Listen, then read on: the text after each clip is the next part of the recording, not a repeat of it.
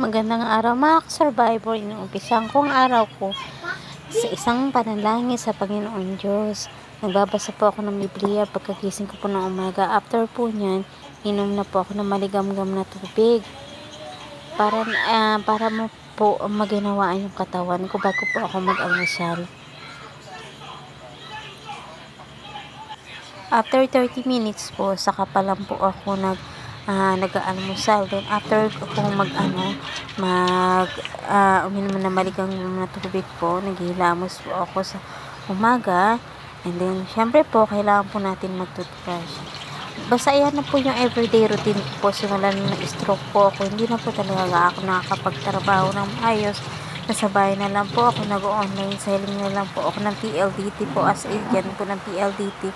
Kasi ba, sino lang po gusto magpakabit sa akin ng internet, nakabitan po sila, doon pa lang din po ako kumikita. Mahirap din po para sa akin ang nangyari po, pero kailangan po na sundin ko po yung mga bagay po na ganon, para din po sa ikagagaan ng pakaramdam ko. Ito nga po, after 30 minutes, nag-iintindi na po ako mag-almusal. And then, maya-maya po, nadala po yung asawa ko na hiningi po nilang isda doon sa kapitbahay po. Yun po, ginagawa ko po yan. Kasi kaya ko naman po yung mga ganyang routine.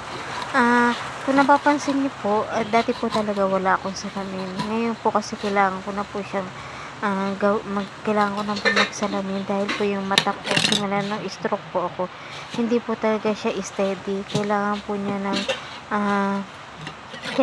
kailangan ko lang po niya isuot. Kasi may oras po na pag wala po akong salamin, may oras po na nadadapa po ako dahil po hindi ko po nakikita yung mga tinataanin ko. Ito naman po, napapainit po ako para po sa pagpapaligo ko. Lagi po ako nagpapakulo para po sa pagpapaligo ko, kasi pag ganitong panahon po kailangan po na mainit po yung pinapaligo ko. Kasi parang therapy din po ito sa katawan namin. Kung napapansin mo ng iba, parang hindi po ako talaga na-stroke. Pero ang pakaramdam ko po talaga is yung iba na po talaga siya. May time na para po ako nakalutang, hindi po steady yung paningin ko. Pero ingat-ingat lang po sa awa ng Panginoon Diyos. Ilang beses na rin po ako inatake, pero ito po, nakakatayo pa rin po. Hindi po ako pinababayaan ng Panginoon Diyos. Nga pala mga survivor, almost 4 months na rin po ako hindi nag-retake ng maintenance ko po.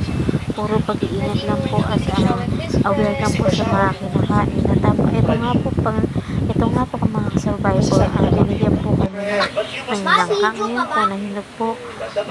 Yung po, hinimay ko po. Habang ito naman po, asawa kayo, wala pong trabaho.